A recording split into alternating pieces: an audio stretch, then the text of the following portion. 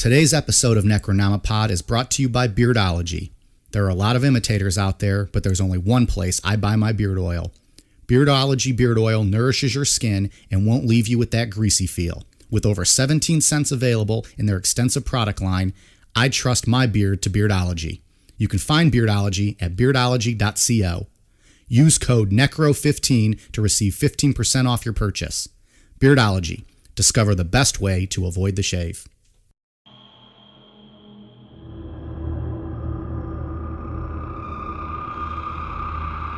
Have you ever lied on your resume, exaggerated a story, pretended to be cooler than you actually were? Today we'll talk about Bob Lazar, a man who claims to have earned a master's degree in physics from MIT. He also claims to have been recruited to work at a secret government facility in Nevada called S4, where he states he saw many unfamiliar things, including technology that was not developed on this planet. Is Bob Lazar telling the truth about his experiences? Is he full of shit? Either way, interviews he gave in later years led to the government finally acknowledging the existence of Area 51. Today, we'll tell that story. Also, we're going back to Art Bell. I'm Mike. I'm Ian. And I'm Dave. If you were planning to storm Area 51 this week, stick around. We'd like to talk you out of it. Because let's be honest, we need all the listeners we can get. This is Necronomipod. Hello, Art? Yes. Hi. I don't have a whole lot of time. Well, look, let's begin by finding out whether you're using this line properly or not. Area 51. Yeah, that's right. Were you an employee or are you now? Former employee. Former employee. I was let go on a medical discharge. They'll triangulate on this position really soon. You can't spend a lot of time on the phone, so give us something quick. Okay, what we're thinking of as aliens are they're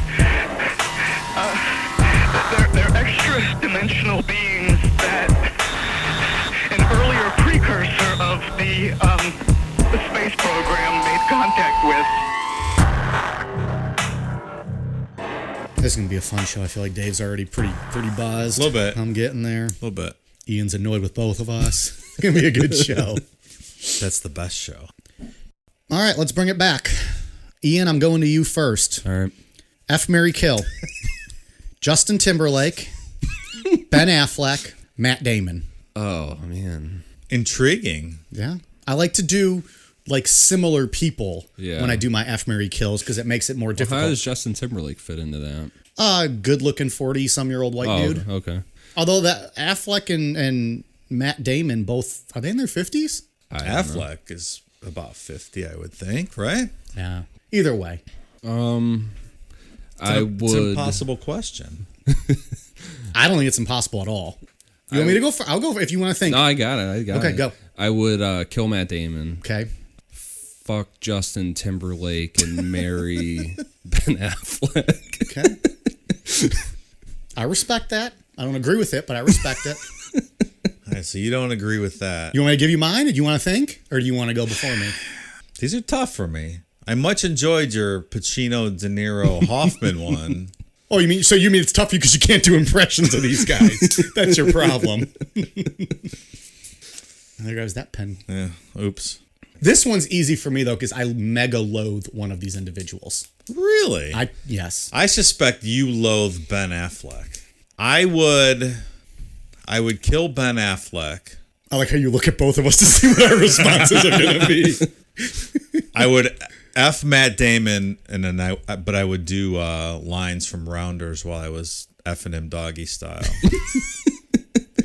Oh, he wouldn't be effing you? I would do the John Malkovich lines from Rounders, and I would marry Justin Timberlake. Okay. So he could just sing to me, "Dead and gone, dead and gone." I don't even know that song. It's a T.I. song. Oh. Okay. Sorry, go on, your turn.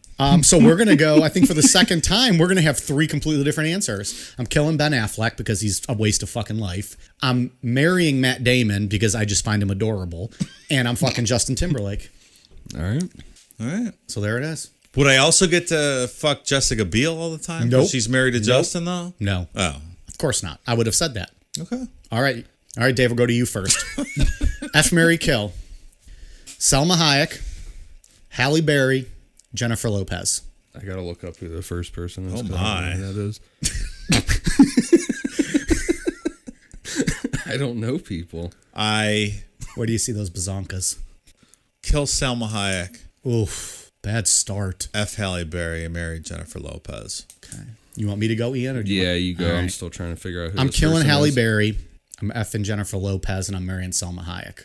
I disagree 100%. Halle Berry's a fine woman. And she's a hometown hero. She's a hometown hero, but she never really did it for me.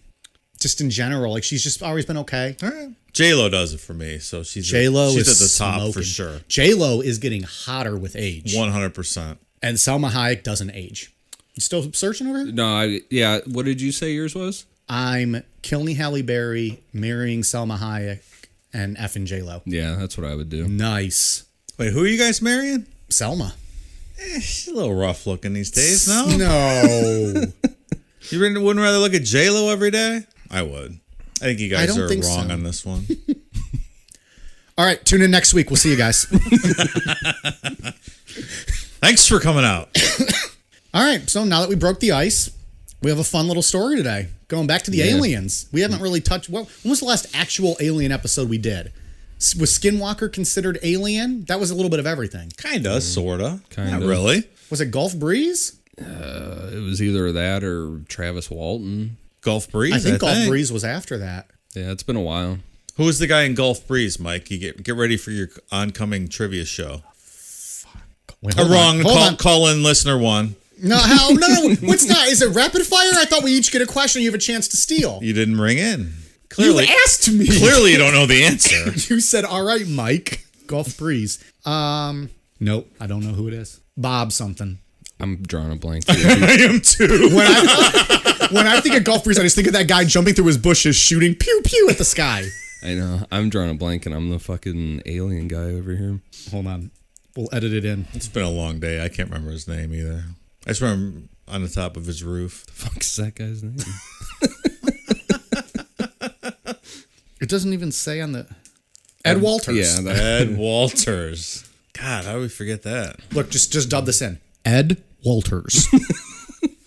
Who is Ed Walters? So it's been a little while since we've done an alien one. Yeah. This is going to be a little mix. We're going to talk about the dude who kind of introduced the world to Area 51 Yeah. in a roundabout way. yeah, because the only people that really thought anything weird about Area 51 out there were people that lived in the area and kind of saw shit being tested out there. Yeah, until this guy went public in, what was it, 1989? Yeah. Like Area 51 was not a household term. People didn't know what it was. Right. But what's crazy is, though, like now, everyone knows what Area 51 is. Oh, it's synonymous Has with government cover-ups Right. and aliens. And But has anyone actually heard of Bob Lazar?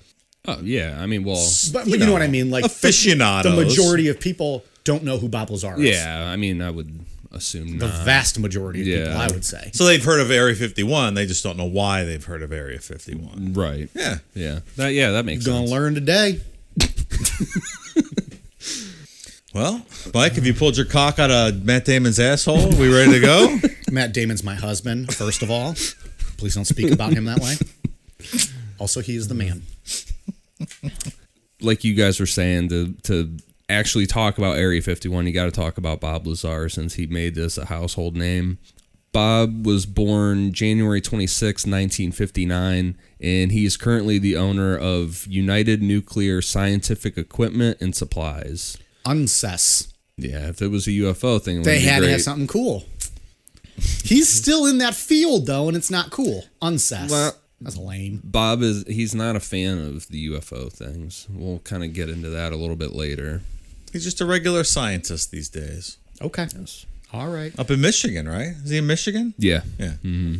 So most famously, Bob is known as a whistleblower who exposed Area 51 and more specifically a secret government facility called S4. Sounds like the name of a real shitty early 2000s like boy band. S4. S4. Debuting on TRL, the brand new video by S4. Here's In Our Pants. Something like that. So in May of 1989, Bob did an interview with George Knapp on Las Vegas TV station KLAS under the fake name Dennis. And we'll remember George from our Skinwalker Ranch Yeah. show because he was a big part of that story. Yeah, this is kind of where George Knapp first got into all this stuff. Yeah, he's a big reporter in Vegas, right? Right, like an investigative guy. And he went out to the ranch. Multiple times, yeah, he had gone out there. And he co-wrote the book. That's right. That's okay. Yeah. I'm remembering for trivia. Bob did this initial interview because he felt that the public should know that the government was testing and trying to reverse engineer alien technology at this S4 facility. He said that that S4 was adjacent to Papoose Lake, which is located just south of Area 51 at Groom Lake. So those are both like just dried up lakes out in the desert. You're not going to find an actual lake out there. No, they're just all dried up. So he wasn't in Area 51 even. Right, he Just said a couple that- miles down the road. Yeah, he said there is no alien stuff at Area 51. Right. So it's all at S4. But he had been to Area 51 allegedly, or no? No. No, he So was he never only even knew there. that from what he learned with at S4. Right, because Area 51's like just right over the Right. right in that area. Like we said, no one had ever even heard of Area 51 prior to this. Right. Most people, anyway. I think Roswell is what people thought of when they thought of aliens and UFOs, Yeah, right? Not yeah. Area 51. No. Roswell episode in the archives. So after his initial interview with George Knapp, Bob did another one in November of 1989, but this time he showed his face and used his real name. He claimed that he was now using his real identity as an insurance policy due to death threats that he had been receiving because of his first interview. The guy's both credible and suspicious at the same time. He comes off as very credible. Right. But at the same time, I also find him... None of his story adds up. It doesn't add up. He has the answers, Yes. but can't show his work. He might be like one of those savants who's just making stories up, but he's so smart, he can just tell stories and they're believable. But then something actually comes out to be true. Yeah. It's very strange, yeah. Yeah, it's a weird story. Yeah, for sure. So Bob claims that he earned a master's degree in physics from MIT and a master's degree in electronic technology from Caltech. But there are no records of him ever attending these schools, and we'll dig into that later. He says that while he was at Caltech, he attended a lecture by famous physicist Edward Teller, who was one of the men to work on the first nuclear bomb. Is he from Penn and Teller fame? No, he's not. So I was like, Ian's might actually say yes to this. Sorry, that's not the same guy. They're a magician act? Yeah. But comedy? Well, they show you how they do the joke, so they Yeah. bust the joke open. That's right. Or bust the magic trick open. Yeah. And they're atheists, too. Shout out! So he said that Edward Teller had happened to read a local newspaper that featured Bob for a jet engine that he had built onto the back of his car. Teller told Bob to send over his resume, which resulted in Bob being hired at Los Alamos National Laboratory. And then shortly after this, he says that he was recruited to work at the S4 facility to work on Project Galileo. Well, sort of a meteoric rise, I guess. I don't know. Are we questioning whether he actually went to Caltech and MIT? Well, yeah, we can get into the debunking Okay. at the end here with some of the stuff, some of his claims. Like he might be a possible faker. Well, did you hear my introduction, Dave? So what's that called when you imitate a military person? It's stolen valor. Is there a term for stealing your academic credentials that you really didn't earn? I don't know. Huh? A liar. Okay. I mean, I don't know. I drank my way through college and got a degree. Did I steal that? Probably. C's get degrees, right? I am living proof.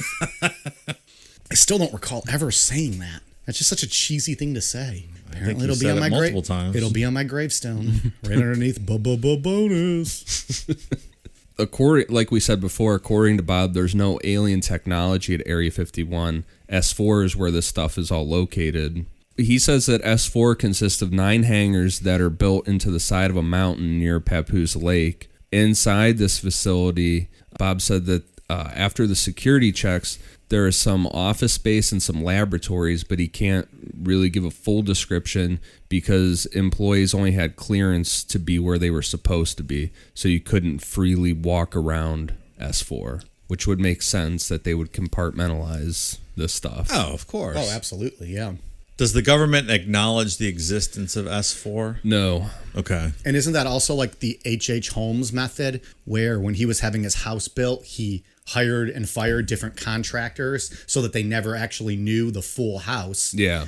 Well, you give all these people just different clearance to different Yeah. things. They never actually know the whole story. You're just given parts of the story. Right. No yeah. one ever had a complete set of blueprints. Yeah. I mean, it makes sense. It absolutely does. He said that he was told that he was hired at S4 to replace one of two scientists who had been killed trying to reverse engineer one of these alien crafts. They tell you that on your first day? So, It's in the introduction journal from HR. They're like, here's what we're working on. Here's Don't all the blow secrets on yourself how up. to do it. Yeah. these scientists had cut open a working reactor on this craft and it exploded, killing both of them. Bob said this happened at a Nevada test site and was passed off as an unannounced nuke test.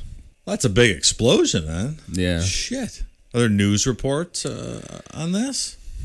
That's the other thing, though. Like, how far away from civilization are they? Can they get away with just saying it was a nuke test and really nobody sees or feels anything? Well, I guess in general, like, how often are people, even now, seeing or hearing things in quotes at Area 51? Is that happening ever? Are people alleging to hear and see stuff that we know of? Yeah, I mean, they're always testing shit out there. But are people, like citizens, seeing and hearing things? Yeah. You can park and camp right off of the border of Area 51 and watch experimental aircraft flying all over the place. Sure. So at this time, though, when no one really knew that either of these places existed, was anyone close enough that they could just get away with saying, "Oh, it was a nuke testing, no big deal"? Were there people nearby that were questioning this, or did no one really even know? Yeah, I mean, there are some lawsuits from people that had previously worked at Area 51, some people that were close in the area regarding like these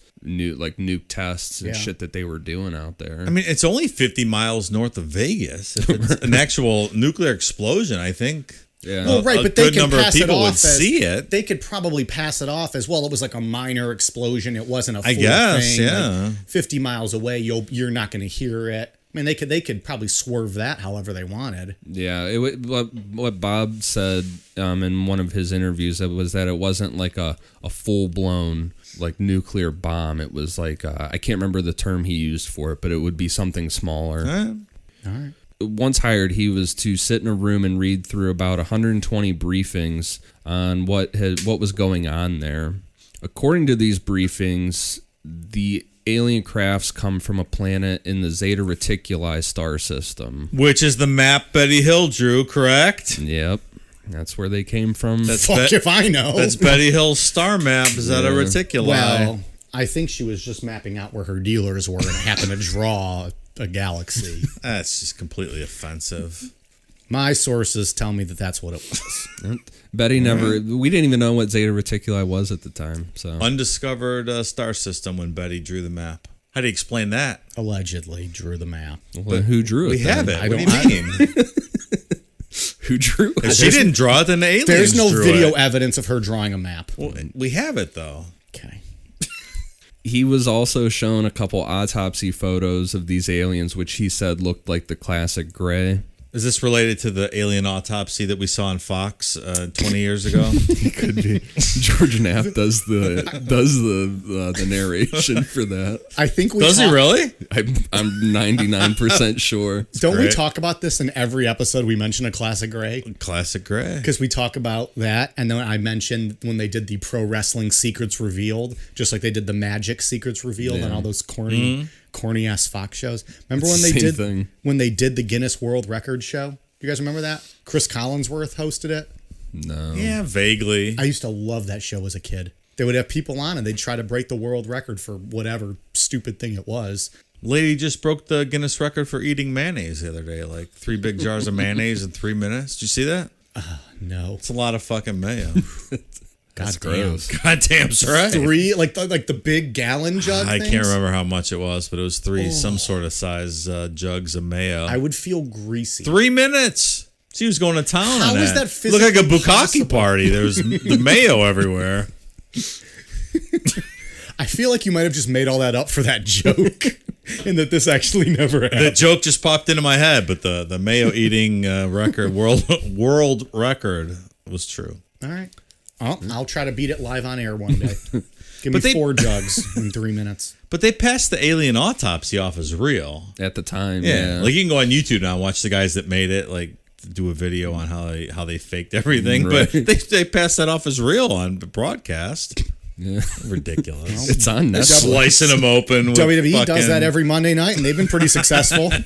So he said that that one photograph showed this being with a standard autopsy incision down its torso, and then the other photograph showed what he said looked like a heart. So he said like you could see chambers in it and stuff. This is probably what they based that alien autopsy video on, right? His story. Yeah, probably. It's really similar. He was also briefed on the fact that these aliens have helped guide humans through history for about the past 10,000 years. But Ian, the Earth's only 6,500 years old, according to the Bible. That's right. How does that jive? Yeah, Are you saying the Bible's wrong? I am actually.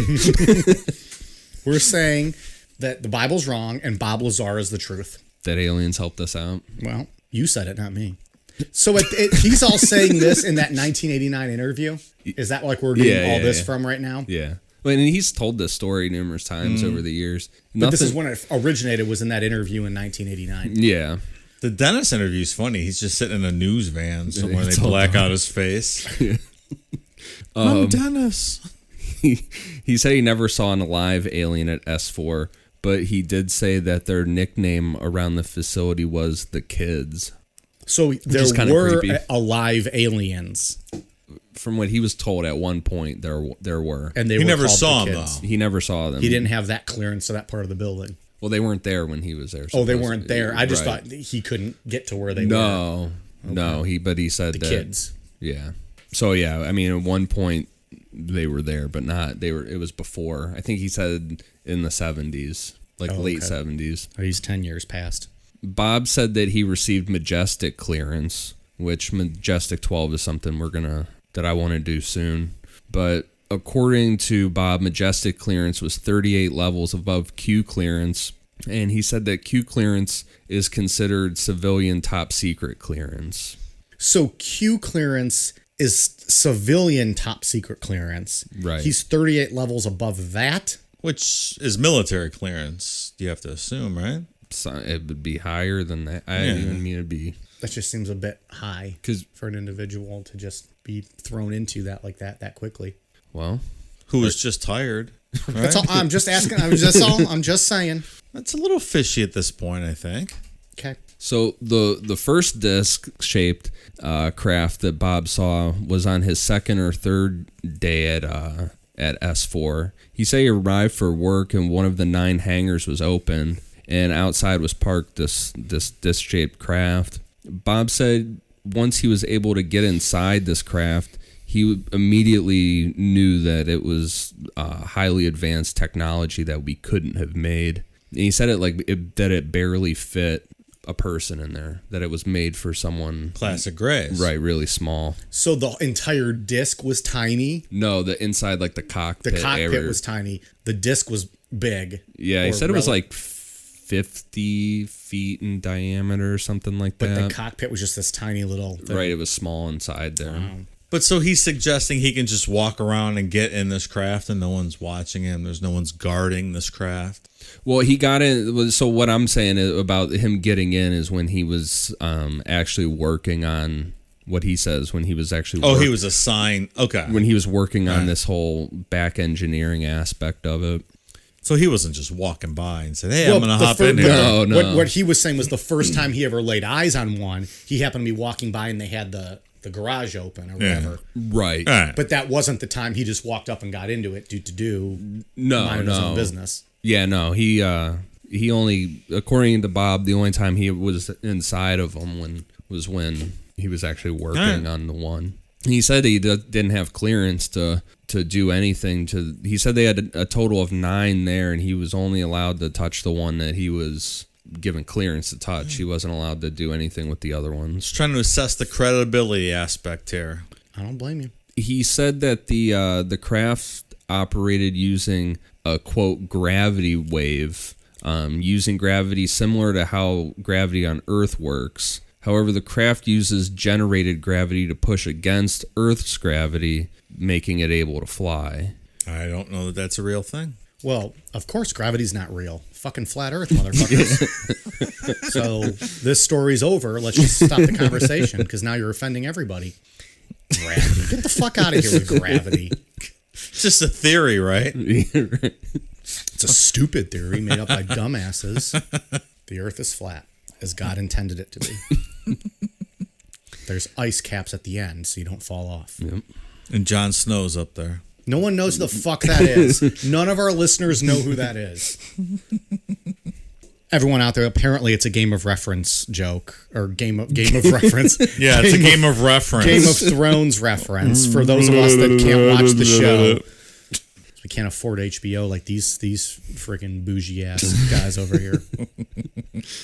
So Bob said that this craft had 3 gravity amplifiers on the bottom of it. So think of a UFO, and then there's like just these 3. I don't know what I want to say. Amplifiers. So there's these 3. Yeah. So there's these 3 amplifiers on the bottom, And they amplify?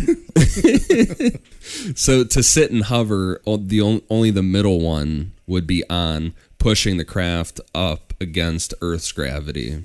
And then the second and third amplifiers shift outwards, which would make it fly through the air. So if it wanted to go to my right, the left one would come out and push it that way. Yeah. Okay.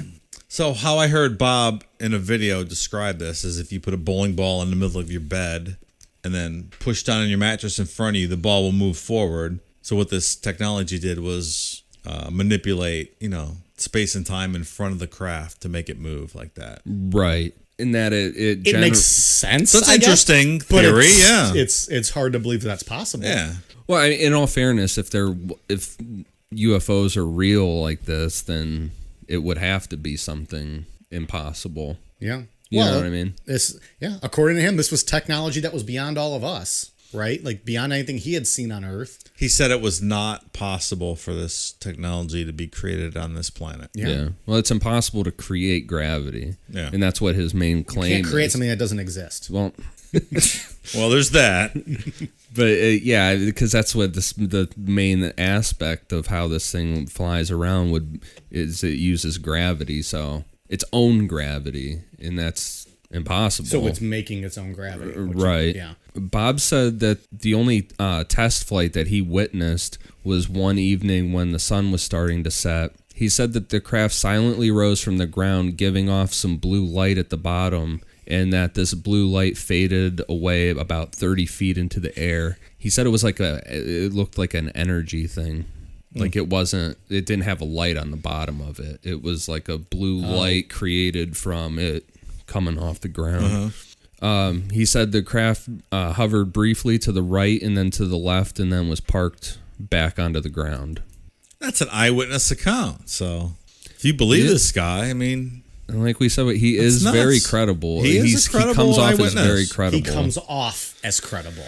Very credible. And we'll get to the credibility in a minute here, but... So like we said before, because it's impossible for something to just create gravity like that, Bob said that these crafts were powered by element 115 Moscovium, which at the time of Bob's interview, it was not public knowledge for this element to have existed. Bob said that element 115 that powered these crafts occurred naturally, which meant it had to come from another planet, because element 115 was synthesized by humans.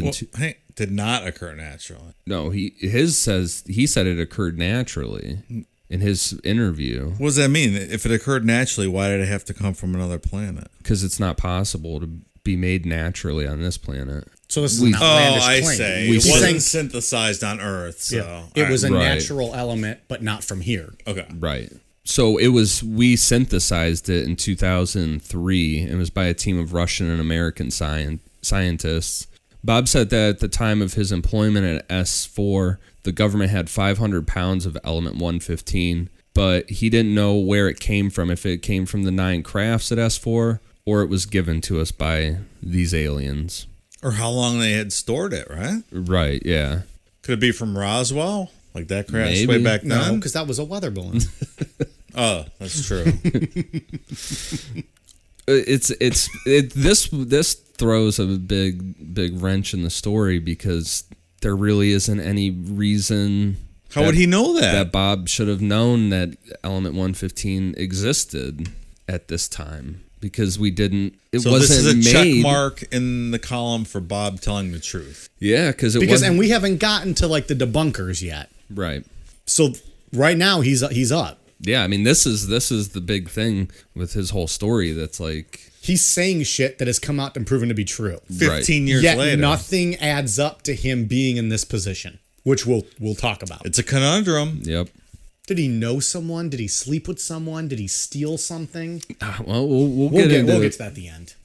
Bob also had alluded to the fact that he took some of element 115 out of S4 to keep for himself, which is also speculated to be the reasoning for an FBI raid conducted on his business years later. And we'll get into that at the end. But actually, he was raided a couple times by the FBI over the years.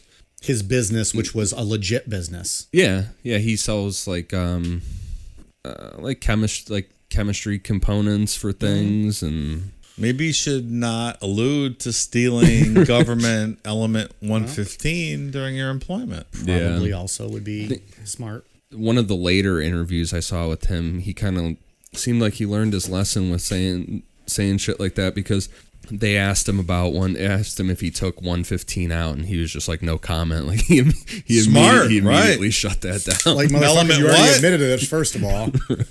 He's like, what? What's 115? Never heard of it.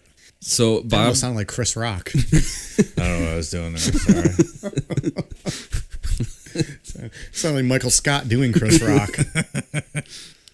Bob had heard that Wednesday evenings were the best times to witness test flights of these crafts. So he decided to take some friends out to the desert and watch some of these tests. And there's video from this. He has video to produce of these tests. Because not the brightest idea, but yeah, he took his friends and It was not take your friends to work day. No. So he had the date wrong here. and especially take a video camera with you. But he wasn't at work, right? No, they were like They way were off. off-site somewhere. And he Yeah. just thought he was just going to roll up and sit back and have some beers and watch some UFO flights. Yeah. No, not today. No, because they were caught, and he was debriefed at Indian Springs Air Force Base, and that's where his employment at S4 ended. Allegedly. A week Allegedly. later after it began. It wasn't very long. Yeah, he did not work there very long. But he seems Allegedly didn't work Yeah. there very long. But he seems to have had access to vast amounts of alien technology during his brief tenure at a top secret government air base, Yes.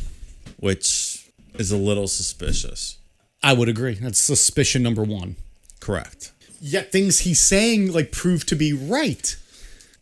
Yeah. Because the element 115, and then I don't mean to jump ahead. I don't know. Yeah. We'll get to it. Sorry. We'll add up the check marks later. Yeah. We'll let Ian do it. We'll be too drunk by then to add those up. Bob said that due to the publicity and negativity from him coming out with this information, he wishes that he would have never said anything and just worked on the project as he was told to, and wouldn't have done any of this. Well, yeah, now you got fucking the big brother down your back every day. Not even that, you got UFO people, which is probably worse, coming out. They were like camping on his front lawn and shit. When you control gravity, you Control the world. Things. So how long after he got fired was this? Motherfucker, you think you're going to get an erection? No, you ain't. Gravity's taking that sumbitch down. Good luck with the lady folk, Mr. Lazar. Go ahead, I'm sorry. No, I thought you were done. I apologize for interrupting your bit there. Completely cut you off. Your wiener bit. I didn't know you were going anywhere with that. I didn't know I was either. It just kind of came naturally. No, I was just going to ask how long after this termination from S4 was this Dennis interview with George Knapp? Shortly after. So he didn't waste much time. Not a lot, no. Disgruntled employee. Seems like it. A little bit. Could be, yeah. So some of the legal issues that Bob had during this time was in 1990, he was arrested for aiding and abetting a prostitution ring. Oh, Jesus, Bob. We were starting to get on your side. He's out here fucking running around with Gary Ridgway. These charges were reduced to felony pandering, in which he pled guilty. And even during this trial and stuff, under oath, he still said that he worked for or graduated from MIT. He didn't change anything about his story about himself under oath. If you look at the documentary, that's why George Knapp believes him. He's like, if there was any time for him to admit he was lying, this would be the time, because the probation department and they were not happy because they couldn't also not substantiate these claims of MIT and Caltech. And they recommended he go to prison. Yeah. So and he stuck to it. He's like, nope, I went to MIT, motherfucker. Oh my gosh. Yeah. God damn. But also, so he's all in on this. He's all in. He's all in. Never changed his story. But also, the Bunny Ranch is out in Vegas. So why not just go up to the Bunny Ranch? Why get involved in this prostitution ring? Why are you trying to make it yourself? Yeah. Did I ever tell you my story about the Bunny Ranch girls? I'm interested to hear it.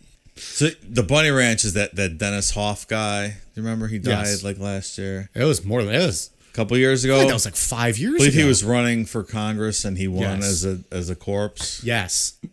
After he died, he won. Yeah. So that Air Force Amy, her name's Air Force Amy.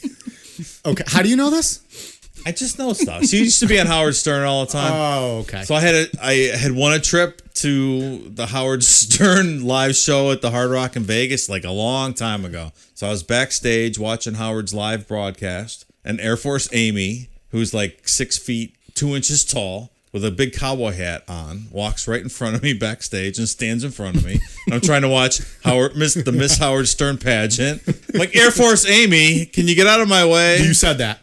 I said, I don't remember what I said. So, excuse me, ma'am. If you don't mind, would you please step aside just a little? But Dennis Hoff was back there too, getting interviewed by somebody. But this this Air Force Amy was standing right in front of me, blocking my view to the original Miss Howard Stern pageant. I was there backstage. So fuck off, Air Force Amy. You blocked my view. Well, God rest her soul now. I think she's still working at the Bunny Ranch. I just made that up. I don't know if she's like dead. I think she's like 60 years old at this point. Oh, God. She's so old now, though. Her spine's bent, and she's only 6 foot. Still gives a mean blowjob, though, I've heard. I'm sure. I wouldn't doubt it. Ian, get us back on track somehow or another. It's probably like $30 now, right? Yeah, but with airfare and hotel, like, come on, you're looking at like $1,000. But you can drive by Art Bell's house while you're out there. Make a pilgrimage. See now, Art's house. Go to the Bunny Ranch. Now we're talking. It's in the Kingdom of Nye. Save the blowjob. Nye County in Nevada. Save the blowjob from the 75-year-old Amazon. I'm just go to Art Bell's station.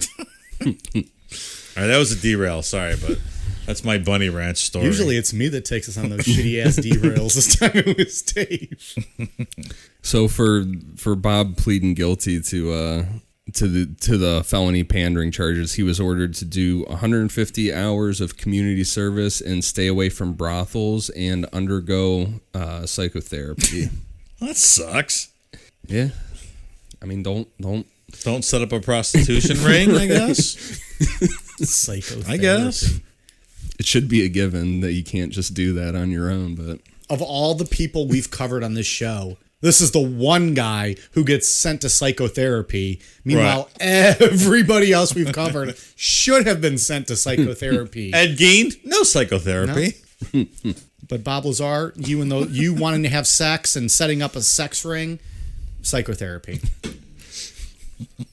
So during the filming of the recent Netflix documentary about Bob, it's shown that his business gets raided by the FBI. In the documentary, according to Bob, they raided him for information regarding a customer that bought potentially toxic materials. Bob said in the documentary, Bob says that if that's all they wanted, they could have just called him. They didn't need to roll in there and just raid the place. I guess it was real dramatic how they did it. Yeah. Did you like that movie? I can The live. documentary, you mean? Yeah. Oh, I was like, wait, there's a movie about this? Sorry, the documentary. I can live without Jeremy Corbell. I also can live without him, and he needs like the Ken Burns masterclass on how to make documentary films. I like them because there's not a lot of Him? yeah. Yep. There's not a lot of good quality. We need to send him some beardology. Like the guy narrating, it's like, yeah, motherfucker. Sometimes you see alien. It's like this weird old. Yeah. It's just it's an odd format to put a documentary in. Like they're interviewing George Knapp in a pool room, so he's like, George. So he's echoing the whole time. It's like the guy doesn't seem to know how to make documentary films. They're good for alien documentaries. Yeah, I mean UFO documentaries are usually pretty shitty. So Yeah.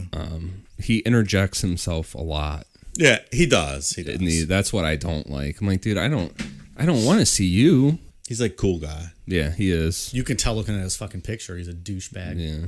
It's like all I got a cut in me. Sit on my couch, petting my dog, pondering whether Bob's telling the truth or not. Stroking my beard, petting my dog. It's accurate. I mean, it's what happened. Like, all right, I'm tired of looking at you, dude. And it's his documentary, He makes them. and he puts him fucking himself in All in them. What a, Oh yeah, he did the Skinwalker one too. Yeah, he's all in the Skinwalker don't one. know He this does guy, another but I one hate on the Douchebaggery. the guy that does all the alien transplant or takes out the alien implants that died. That doctor, John Lear. Oh, I don't even know if I know that. Yeah, he did a documentary on him. It was good, but again, he's all in the documentary being. He's got a cool beard. I'll give him that. it's a nice beard. I like the beard. Send him some beardology. Yeah, Other than the beard, I had enough of the guy. yeah. Remember that scene in Independence Day where Will Smith shoots down the UFO, and then when he lands, he runs over to it and opens it, and the alien's still alive, and he punches it, and he goes, "Welcome to planet Earth." I do. Yeah, I remember that. It's fucking badass, man. It was a badass scene.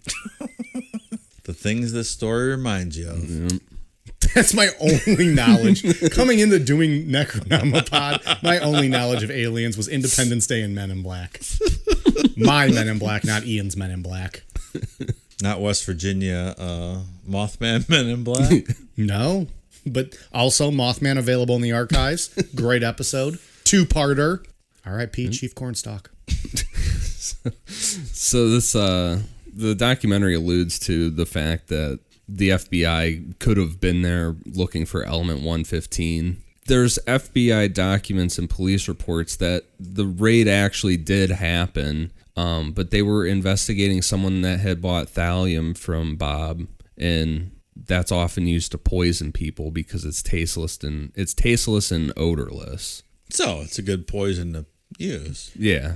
And I think that when you're selling things like this, I think the FBI would be involved because of potential like counterterrorism kind of stuff. Absolutely. You know, so I don't really see it being out of the scope for the FBI to roll in there and do But that. to raid him like that, as opposed to just like, why not? Why wouldn't the FBI set up like a friendly relationship with him and be like, hey, you're selling stuff that we're going to need to investigate? You don't see the raid. Jeremy Corbell just tells you that there was a raid.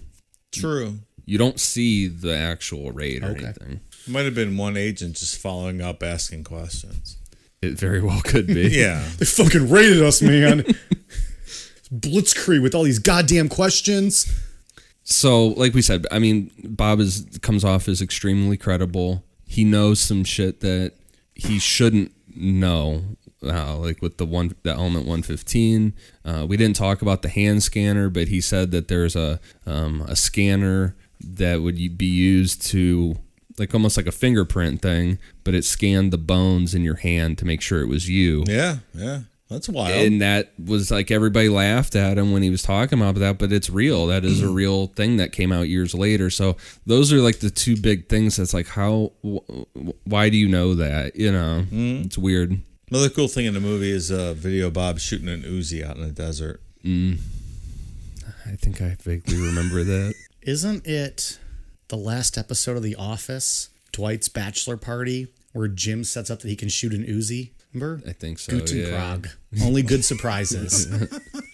and Dwight gets to shoot the Uzi off. Gosh, Do I you don't even remember that. It's in the early part of the last episode. Because it's when they do like the 1 year follow up, and it's Dwight's wedding with Angela, and Jim's the bestest mensch. Yeah. So he sets up the bachelor party, and it's all good surprises for Dwight, and he gets to shoot the Uzi. Remember that's when Mose kidnaps Angela and locks him in the back of his car. Mose cracks me up. Mose is great. Like we said, Bob's credible. We talked about the things that you shouldn't know. Now we can get into some of the debunking of Bob's claims. The debunking that I took for research, it all comes from Stanton Friedman. There's other scientists out there that go against this stuff, but it's way over my fucking head. I mean, it's a lot of physics being talked about that I'm like, yeah. You've already confused me just saying the word physics. So the biggest issue with Bob's claims is that there's never been any evidence put forth to prove any of this. He's never produced a diploma, any resumes, transcripts, no thesis papers, or any yearbook photos from MIT or Caltech. There's nothing. There's no documentation. Yeah, there's nothing. Right? Nothing. He also claimed to briefly go to California State University and Pierce Junior College. California State has no record of Bob, and Pierce said that he had taken some electronics courses in the late 70s. Not a lot to go on there, old Bobby. A lot of people that believe this story say that the government just wiped his records of everything. And the proof that they point to with this is that there's a page from the Los Alamos National Lab phone book that has Bob's name in it. In the documentary, though, there is a newspaper clipping that shows a picture of Bob, and it says Los Alamos laboratory scientist, and it has a picture of him. Yeah. See that? It's fishy, though. Like, I would think graduating from MIT might be a big, milestone in your life, and he can't remember, nor does he have proof of when he graduated from MIT. And they have no record of it. Right. 4 different schools, or 3 of the 4, have no record of him. Right. That's fishy. Well, Stanton Friedman, this phone book thing is like the smoking gun for people that believe in it. But why? Because Los Alamos said that he never worked there, that he was not an employee of Los Alamos. And then they found him in the phone book. Mm-hmm. Right. But what Stanton Friedman points out is that these phone books also include people that work for outside contractors. He specifically points out an electrical contractor, Kirk Meyer. All the phone book really proves is that Bob at some point was working for Kirk Meyer as for that contractor. Mm-hmm. Like I said, Los Alamos says that he never worked for them. There's no record so that makes of employment. Sense, though, if he was the contractor. Right. Yeah. Bob can't put a specific year on when he graduated MIT, like you were saying. He just says it was sometime around 1982. That's fucking weird. That's ridiculous. When asked about any of his professors, he says he can't remember their names except for one, Dr. Bill Duxler. He said he knew Dr. Duxler from Caltech, but this Dr. Duxler never taught at Caltech. He taught at Pierce Junior College. And it's been proven that Bob was enrolled in one of Dr. Duxler's courses at Pierce while he was supposedly attending MIT. That's all kinds of weird. Pierce is out in California. It's 2 separate sides of the country. But so, do we think he was just a really smart guy that just never, maybe he didn't do good in school, which happens, but he just talked his way into Los Alamos because he was a really smart guy and he knew his stuff? But I don't think one negates the other necessarily. I think a lot of people lie into their jobs. Okay, maybe. I don't know. I'll have to think about it some more. Well, as far as being not great in school, Bob graduated in the bottom third of his class in high school, and he did not graduate with the rest of his class, so you would assume summer school of some sort. Yeah, see, I don't think that means anything, though. But Well, it means you're not getting into MIT yeah. if you're in the bottom third of your class. Right. Yeah. But that doesn't mean he's not a smart guy who No, knows no. science. No. It means maybe he knows I a don't lot about disagree with science that. and he failed gym class Yeah. and had to No one make it up fucking to fails. graduate. No one fails gym class. Come on. Some nerds failed gym class. Well, it's just debunking his MIT and Right. Caltech claims. I think those claims are suspicious, but I'm not sure. Suspicious. I'm just not sure one negates the other. And maybe he's Well, embarrassed to admit that. I think the claims of MIT and Caltech are completely false. I think I agree with that. I'm not saying that has anything to do with anything else he did, but I do not believe he has a master's degree in physics from MIT as he claims. Well, MIT also requires a thesis that they keep on record for masters in For every student. right. And there's They still no, have mine on record. Oh, yeah. Yeah. There's I don't no, want to something bore about- you with the details, but How Britney Spears became a superstar while not having any vocal talent, I think was your thesis, wasn't it? no, because she is the greatest female vocalist of all time. So I didn't have to defend that. I'm not going to bore you guys with the details of my thesis. It was pretty in depth with like neuroscience and physics, and I blended them in a way that no one had ever done before. Really? No big deal. Got a B plus. Ace the course.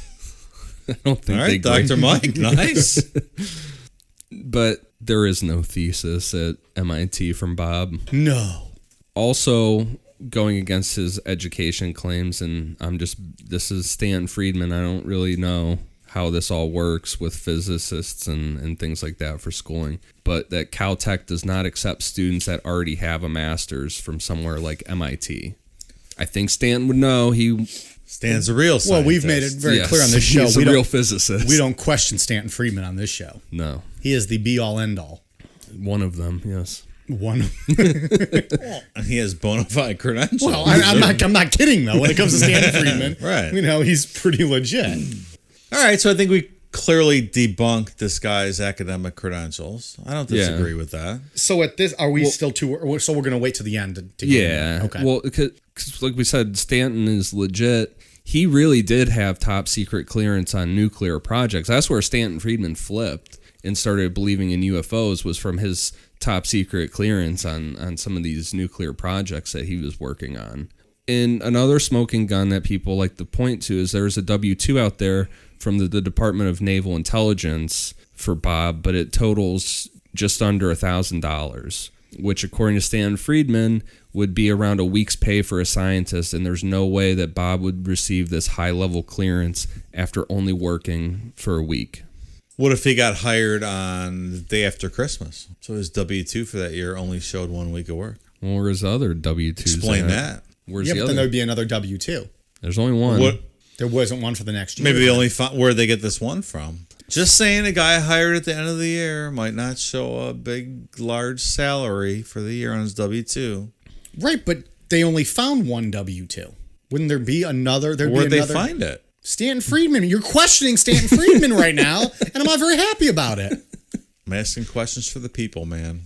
Yeah, I'm not. So I wonder how they did get his W-2. Because I mean, that is a legit question. Like they just maybe he offered it up. Stanton. He's like, I don't have a diploma, Maybe. but here's my W-2. Stanton Friedman, man. He's pretty aggressive in his. But they did in his find research. a W-2 that he worked for the Department of Naval Intelligence. Right.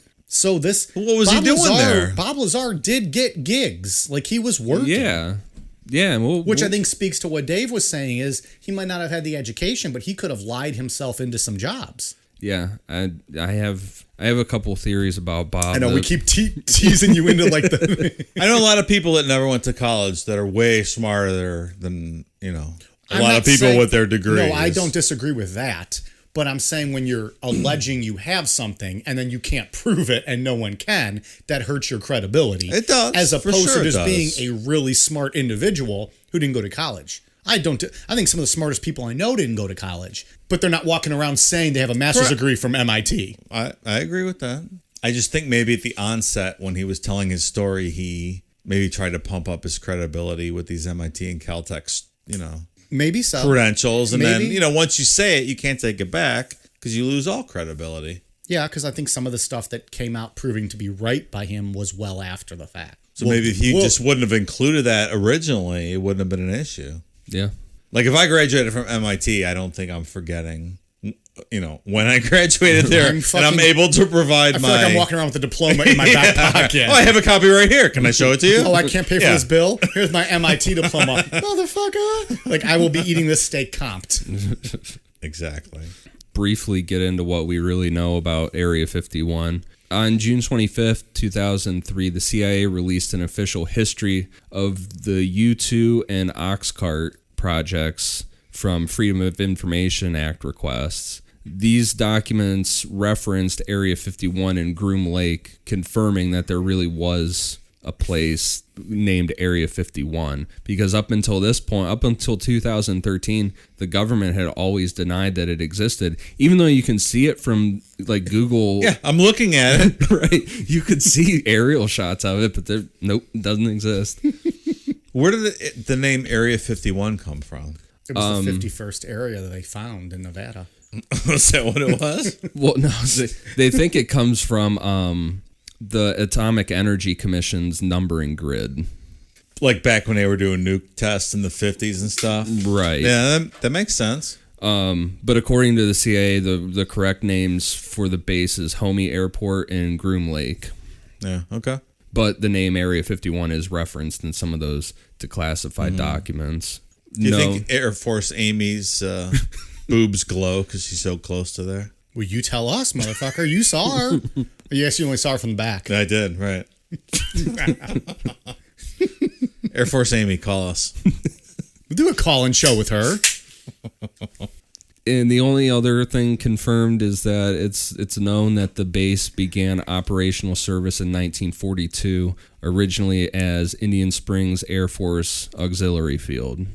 The only confirmed aircraft to come out of Area 51 are the Lockheed U-2, the A-12, which is similar to the SR-71 Blackbird, the D-21 Tagboard, Lockheed Have Blue, and the Lockheed F-17 Nighthawk. And I was reading through the details on those projects, and it's all boring as fuck. So it's nothing that I felt that we should include in this episode because it's extremely boring shit. Great lead in. We'll be right back. We like to drink beer, a lot of it.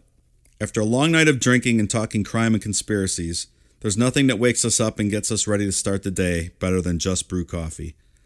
With a great selection of roast levels to choose from, you're guaranteed to find one that suits your style.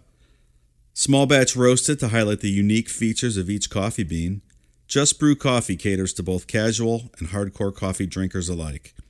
Since 2010, Just Brew Coffee has worked tirelessly to perfect the roasting process and technique, which has resulted in seriously delicious, always flavorful, and never bitter tasting coffee. If you're already drinking JBC, raise your mug. If you're not, raise your standards. Check them out in social media and remember, they roast, you just brew. Check out their new online store at youjustbrew.com and up your coffee game today. Use code NECRO15 to receive 15% off your order of 2 pounds or more. So let's get into what we think about Bob's story here. Dave, you convinced me a little bit. I thought this was all bullshit. I thought he was bullshit and somehow said things enough that scared the government to make them release some of the information, or at least admit to like Area 51, let that get out. But you're right. You could bullshit your way into a job. Yeah, it happens all the time. When you see Bob Lazar talk, he's a very rational human being. He clearly knows what he's talking Yes. about. He clearly has a science background. There's tons of pictures of him doing science experiment. Like, not that proves anything, but it proves that he's a smart, he educated knows guy. what he's talking about. I'm torn with this one. I don't know. He's not the who do we say? Ed Walters. Yeah, Who's no. just clearly not stable and making shit up. I mean, and more than anything, I want to believe because I want to be able to believe that there's something out there besides, our planet. Oh, yeah. Well, did God create other things, Dave? The Bible didn't say he did. Oh, then it must not be true, Mike. Okay. It must not be true. We'll talk to you guys next week. If his story is true, he lied his way into it. To his job. To his job, which is fine. We've all done It's it. fine, of course, right. That's my sticking point here. I got my first job back in the day at a convenience store because I told him I stocked shelves before. Motherfucker didn't know what the shit he was doing. The thing that stands out to me the most with his story is the Majestic 12 stuff, where he says that he had majestic clearance. I know there's a lot of UFO people that believe in Majestic 12, and we'll do a full episode on it, but that is clearly disinformation. Okay. So if his story's true, he was shown disinformation. All of it or some of it? At S4. Everything that he says that he was briefed on reeks of disinformation. But he claims he saw this what's the term? Gravity. No, I mean the documents that he was briefed on. Okay. But he claims to have seen the aircraft fly. Right. So that's what I'm saying. If everything is true about what he says, the documents that he was briefed on was disinformation. Okay. And that's plausible. It is kind of plausible that they would not fill him in on, like, when they told him where all this stuff came from and all this stuff, that it would not be real. It's either that, it's all true and he was shown disinformation, or he's full of shit and he's peddling disinformation with that stuff. What's his motive after all these years? I mean, because we're 30 years out from his initial, anonymous Dennis interview. What's he gaining? He's not really gaining money. He's never written a book. He's getting documentaries made about him. Does he get paid for that? I don't Probably. know. I'm sure he getting gets some money. That was a pretty poorly made documentary. I don't know how much Netflix paid for that, but... Was it a Netflix exclusive? I don't think so, no. I don't know. It's pretty fucking annoying. So here's my question. If he's telling the truth, did the government not... I'm sure he signed NDAs, and he claims he was threatened with being charged with, espionage and other similar charges. Did the government not charge him because it would give credence to his arguments? I think there's something to that. That's the claim. That's why he says... Go ahead. Well, that's why he says that he came out with with his name and his face, was that they would have to then acknowledge this stuff if they wanted to do something. So they charged him. How do you not charge them with espionage while not also admitting that they're credible? Exactly. So they charge him, they make him a martyr, and they de facto admit that everything he said was true, or they just let him hang out there. I think they go don't more say that. anything and kind of hope this he guy, looks like a kook. Let this guy hang himself. Yeah. Yeah. I think that's what I would do, probably, if I'm the government or I'm making those decisions. Let this guy go hang himself. Oh, yeah. He's they're not one gonna do person out of everybody. Like, you're not going to convince everyone. Right. You're not fucking Jim Jones over here. And so if you watch the documentary, his original interviews back 30 years ago, he reminds me of Jeffrey Dahmer. He does kind of look like that. I just picture him eating dudes when I'm watching him talk. If I'm gonna, maybe he did eat a few dudes. That's how he got that MIT diploma. If I'm gonna make a like a hard judgment on this, I would say that he is probably not telling the truth about any of it, and for some reason he's putting out disinformation. For some reason, meaning not for his own personal gain, but working for others, putting out this information? Right. Even after all these years? Like he could be on their payroll for 30 years? The only other person that's ever admitted to disinformation stuff is Richard Doty. Mm-hmm. But I mean, it exists. I mean, disinformation does exist. That's what I think.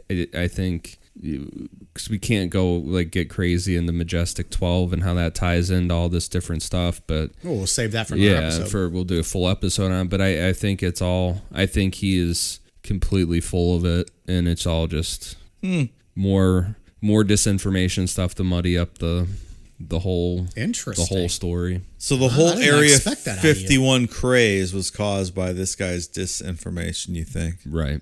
So this episode, Dave is the biggest believer of the three. I'm not convinced he's lying. I didn't say that you believe the whole story, but of the three of us, I think you give him the most credibility. In the past couple years, I think anything could happen these days. I didn't. I wonder where that stemmed from. I did not used to think that could happen, but I am open to anything taking place anymore. I don't necessarily disagree with you. It just was surprising to me. I thought Ian was going to be a little bit more of a believer on this one. I think anything's plausible anymore. Britney Spears will win a Grammy, Dave. That is not plausible. She will win a Grammy. Britney Spears cannot hold a note for 2 seconds. That's 100% not true and has never been proven otherwise. I think I did it again. I made you believe we're more than just friends. Oh, baby. Go ahead. Sorry. Derailed us there. Don't get me going on Britney. I'll sing the whole goddamn discography. I don't think our listeners want anything to do with that. Yeah, I think it's disinformation. I will point out that George Knapp 100% believes in this guy's credibility. I know, he does. George Knapp seems like a credible guy. What was his reasoning? Well, one of his main ones was the fact that Bob didn't, under oath, he didn't cave on any of his stuff. And that's a big thing. Like when you're facing jail time, they were recommending prison time for... And they were trying to validate his credibility. What he was saying. Yeah. He's like, nope, I went to MIT. Motherfucker! That is big. But that doesn't seal it for me as thinking like this guy's credible. Like, I don't know. He's just ballsy. That's how I think of it. He's a going down with the ship kind of guy. Yeah. Yeah. Yeah, I'm not 100% convinced, but... I'm not saying you are. I don't know. I'm just saying I did not expect you to be the closest to convinced. Actually, I always just assume it's going to be Ian that's closest to convinced. Because he wants to believe. I'm torn on this one. I'm not sure. I mean, I wish it was. I mean, it'd be awesome if this was real, you know. Well, it would not be awesome if our federal government is just hiring individuals with no education to fucking do some top secret shit. I mean, that part I don't love. I do find it odd that, he was there how long, and his first week there, they're like, oh, look at the aliens. Yeah. Let me watch this UFO aircraft Come fly see around. the kids with us. Yeah. He didn't see the kids, in all fairness. Yeah, I don't know.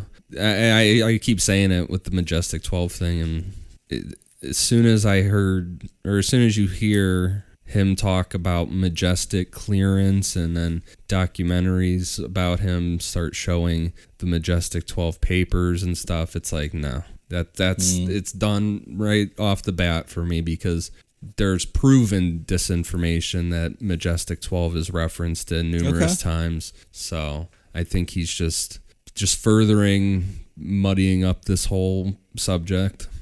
All right. For who? I don't know. I'm undecided. I mean, it's proven that he worked for the Naval Intelligence at some point. So at least for $1,000. Yeah. So I mean, who knows? Do you know whose opinion I'd love to hear on this? Art Bell's. I think you're right. Do we have any knowledge of what happens if you, try to breach the walls at Area 51? Dave, in fact, I think we have exclusive Necronomipod audio of what happens when you try to breach Area 51. And I only ask because next week is the planned storming of Area 51. I think there's been some off and on. I don't know if it's still on. It seems to be canceled, but a cautionary tale. I don't know if it's a good idea to storm Area 51. And so we played this back on the Art Bell episode. Yep. And we're going to do another Art Bell episode. We know for sure we are at some point here in the future.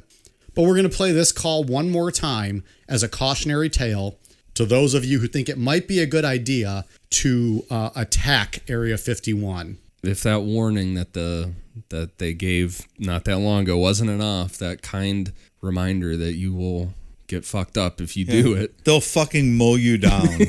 It's going to be crickets. It's going to be the opening scene of Saving Private Ryan. Correct. As soon as motherfuckers try to storm up into that no entry zone or whatever the fuck it is, they're going to get mowed down. And except you won't make it up the hill to the machine gun embankments. You'll get mowed down, all of you. Well, I wonder if you'll hear sirens like this caller does. Let's take a listen, shall we? Again, let me tell you, Art, answer the wild card line. My boyfriend is in a small plane north of Las Vegas, ready to fly into Area 51. He's been trying to call you by cell phone. And here he is. You're on the air. Hello. Hello there. Is this Art Bell? Yes, sir, it is. Yeah, my name, I won't give you my last name. Okay, wait a minute, sir. Hold on. The fax is signed by somebody named who? Jill. Jill. That is correct. So you are the one. That's my girlfriend. Yes, sir. Where are you? Well, I'm up here from Fort Worth in my little airplane. It's a long sea I built myself. It's a Group 10 design with the Ford Canard. I'm not sure if you know the kind. It's an experimental aircraft. No, I'm not. Classified that, but not anymore. No, tell me about it. What kind of airplane is it? Well, it's a long easy. It's got 120 horsepower like homing in it, but we had it bored and stroked and fixed it up a little bit. It usually flies around 140 to 160 indicated airspeed. I'm right now at 7,000 feet. You know where this place called Indian Springs is? Indian Springs, yes. Yeah. Well, I've been flying now for about 49 minutes here between Beatty, is that what you call it, and Indian Springs. And I figure I'll just go on up here and try to get into this Area 51. I'm right south of this Nevada test site, or Nellis Air Force Base. And I'm right outside this restricted zone. Listen to me. When you fly into that zone, Yeah. they are going to either force you down or shoot you down. Don't you know that? Well, you know, I've been in a lot of Air Force bases, and I've been in the Air Force for many years. I'm an ex-Air Force, but I'm just going to tell you that, you know, as American citizens, we have the right to know what's up there in this Area 51. And I've been listening to you boys talk about this. Hold on here, I'm making a turn. And, just a second here. And I'm going to go on up there and see what's going on. And I just wanted to let you know about that before I do that, don't you know? How long do you estimate it's going to be before you? I figure about 12, 14 minutes. I can crank this baby up a little bit here. Let's do that. Let's crank this thing on up. We've got some pretty good mountains here off to my west, don't you know? I'm turning up north right now, and I can see the Air Force Base out there in the distance. It's got 3 runways. It looks like they're all lit up. And A-shaped. It's like north-south. Got a lot of desert up here, don't you, boys? A lot of desert, yes. A lot of desert. You're liable to get yourself killed. I'm sorry, sir, you have to speak so loud. I cranked this engine all the way up here. I said you're liable to get yourself killed. Well, we'll get up there in a few minutes, yeah, and we're just going to see what's going to happen, because this is I've got Red Crosses painted on this baby, and I got hospital on it, see? And maybe they're going to think that I'm on some kind of a mercy flight and I'm just off course. And I've got the radios cut off, so you can have radio failure, don't you know? And so I'm going to hold this thing steady here about around 65, 6,800 feet. Why are you doing this? Why are you doing this? I'm going to get to the bottom of this. I'm American. My family has been American for years, and I want to get down in here and I want to find out what's happening. All right, then why are you doing it at night? Because that's the best way to get in here. But even if you manage to overfly the area, I'm in the restricted zone. I just entered the restricted zone. I see a bunch of lights out there. Looks like some kind of a searchlight coming on. You're in the restricted zone now? I just crossed that restricted zone. I'm going to drop this thing down. I'm telling you, you're going to get shot down. Hold on here now. I got my pressure suit on. I don't really need one of this kind of aircraft. It's not like a jet, but it helps to, when I make some tight turns here. And I'm going to cut down here.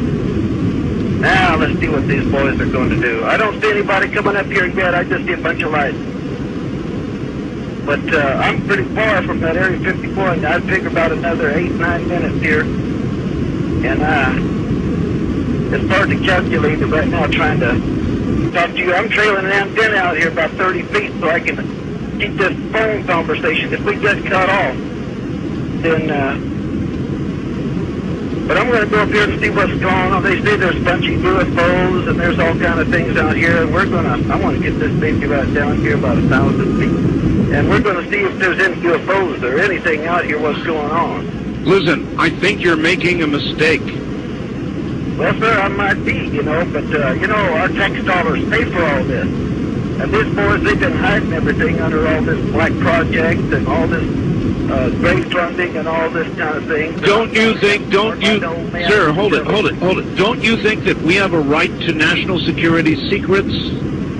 I think we have, not really, because you know they have these J-11 and J-15 satellites up there, and the Ruskies, they know what we're doing, and the Chinese, they've got satellites down here, they know what's going on. The only thing that don't know what's going on is the common folk like me and you, and us common folk got a right to know, because we're funded all this. How long have you been planning this? I got this thing down here by 1,000 feet. I've been planning this thing now.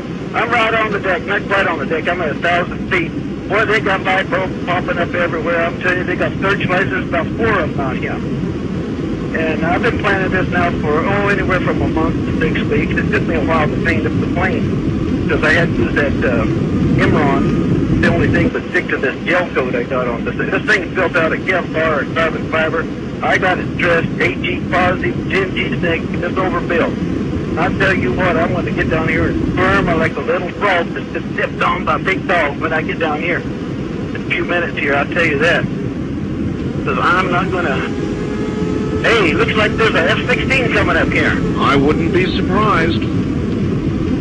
You're making a mistake. He's scrambling somebody down there. He's got some afterburners on because I can see him. He's about 5 miles out.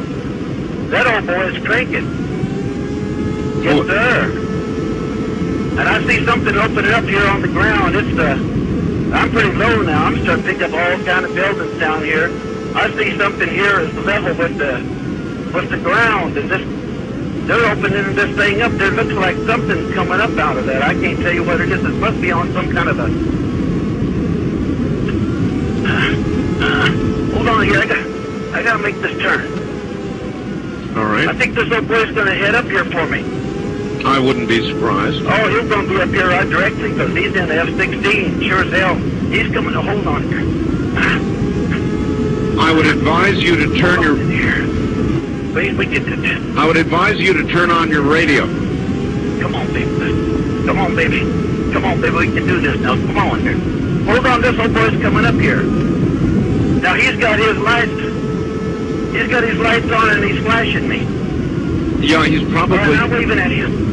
No radio, no radio. No radio. He don't know that. Well, if I were you, I'd turn it on. Folks are listening to Art Bell because everybody listens to Art Bell. Well, maybe if you're making... I gotta get some air. You're making a bad calculation because if they're not listening, you're going to be shot down. I don't know what he's going to do here. He's rocking his wings at me right now. He's rocking his wings and he's cutting in front of me. And you know this, oh, don't cut in front of me now, because if he cuts that close, stay off.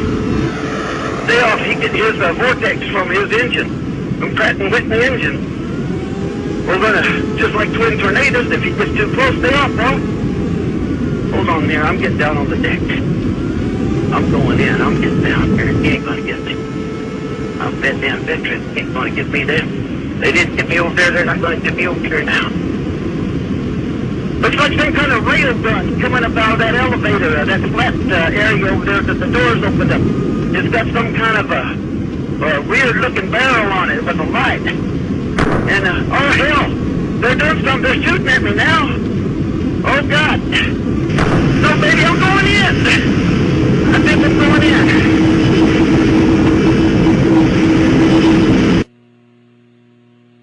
Huh.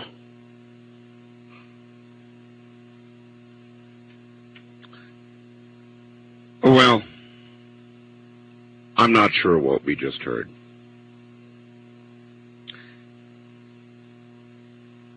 All I can tell you is I got a fax that read,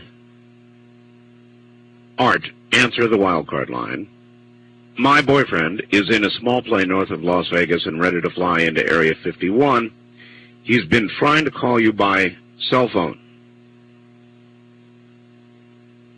I withheld the signature at the bottom of the fax so I could be sure that if I did get the person, I could verify it. Indeed, it was signed by Jill. Do we ever know what happened to that plane that got shot down over Area 51? Don't ask, don't tell. If there's not a better cautionary tale to not storm Area 51, I've yet to hear it. That's what'll happen to you. Yep. Art Bell's a fucking man.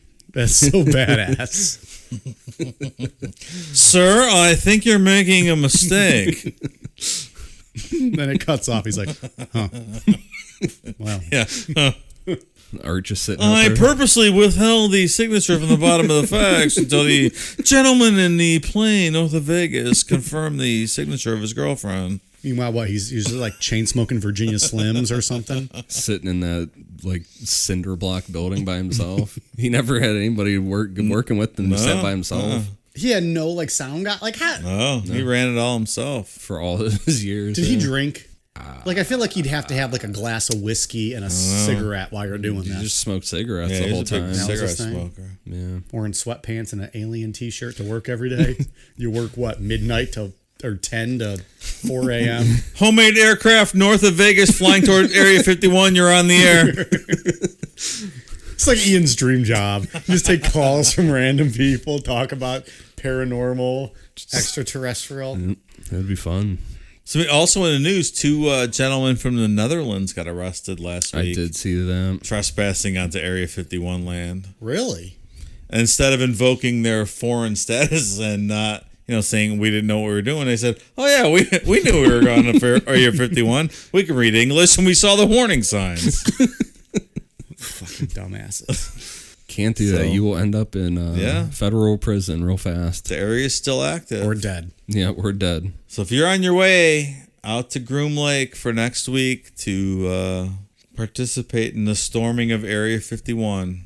First, download this podcast and listen to it. Correct. Subscribe, become a patron. And then...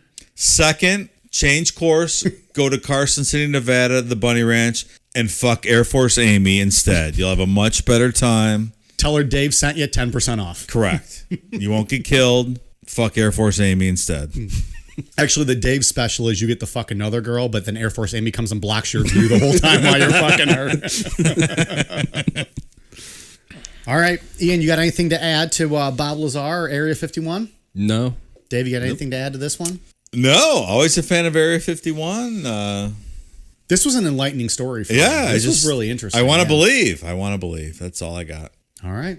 So we mentioned we're going to give shout outs to patrons of the show. We're going to start going through them, we don't want to do all 40 some people at once. So we'll break them down a little bit, but we'll make sure we give you all your shout outs and your thanks.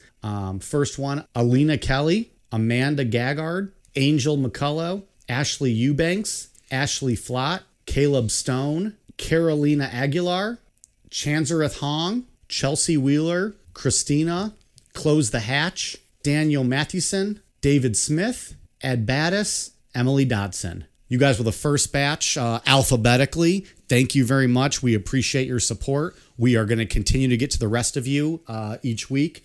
We promise. But thank you to you guys thus far that have signed up for Patreon. All of you guys that have signed up, we really appreciate it. It's been pretty cool to see the support we've gotten. You can sign up for Patreon at patreon.com/necronomipod.